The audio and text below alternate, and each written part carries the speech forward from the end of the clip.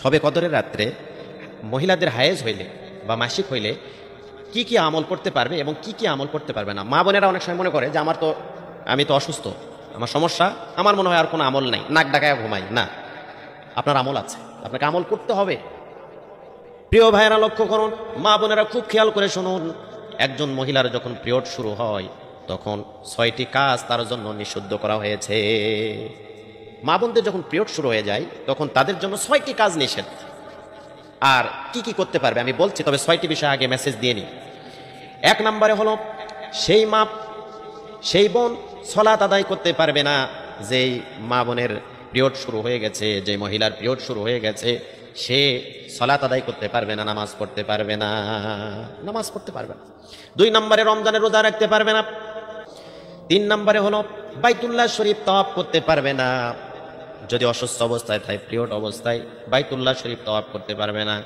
4 নম্বরে হলো সে মসজিদে অবস্থান করতে পারবে না, ইতিকাফ করতে পারবে না।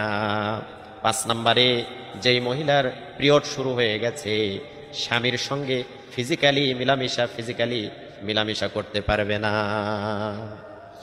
প্রিয় ভাইয়েরা খুব লক্ষ্য করুন, মা বোনেরাও, কুরআনুল কারীম সংস্পর্শ করতে পারবে না। কুরআনুল কারীম যেটা মেন কফি আছে এটাকে তারা ছুঁইতে পারবে না, হাত দিতে পারবে না। তবে যদি মোবাইলে কোরআন শরীফ থাকে তাহলে আপনি পড়তে পারেন, যদি আপনার দূর থেকে দেখছেন সেখানে আপনি পড়তে পারবেন, কিন্তু কোরআনের যে মূল কফি এটাতে আপনি হাত দিতে পারবেন না। এই কাজ তার জন্য নিষিদ্ধ, এই 6টি কাজ করতে পারবেন। খুব লক্ষণীয় মা বোনেরা খেয়াল করুন, যেগুলো আপনি করতে পারবেন, যে আমলগুলো আপনার জন্য চালু থাকবে। 1 নম্বরে আপনি জিকির করবেন, সুবহানাল্লাহ, আলহামদুলিল্লাহ, আল্লাহু আকবার, লা হাওলা ওয়ালা কুওয়াতা ইল্লা বিল্লাহিল আলিয়্যিল আযীম, আস্তাগফিরুল্লাহ, এই ধরনের যা কিছু দোয়া আপনার মুখস্থ আছে আপনি সেগুলো জপতে থাকেন, পড়তে থাকেন। 2 নম্বরে তওবা ইস্তিগফার আপনি বেশি বেশি পড়বেন, তওবার দোয়াটা আপনি বেশি বেশি পড়বেন, আস্তাগফিরুল্লাহাল্লাযী লা ইলাহা ইল্লা হুয়াল হাইয়ুল কাইয়্যুম ওয়া আতুবু ইলাইহি। 3 নম্বরে আপনি দোয়া করতে পারবেন, মোনাজাত করতে পারবেন, আপনি আল্লাহর কাছে আপনার জীবনের যা কিছু চাওয়া পাওয়া সব কিছু আপনার ফরিয়াদ করে আল্লাহর কাছে চাইতে পারবেন। এরপরে 4 নম্বরে ভিডিওটি শেয়ার করে নিবাস ইসলামিক কোরআনের সূরাগুলো মুখস্থ থাকে তাহলে মুখস্থ তেলাওয়াত করতে পারবে। মা বোনদের যদি সূরাগুলো মুখস্থ থাকে এই মুখস্থ সূরাগুলো সে পড়তে পারবে এবং মোবাইলের মধ্যে সে পড়তে পারবে, কোনো সমস্যা নাই।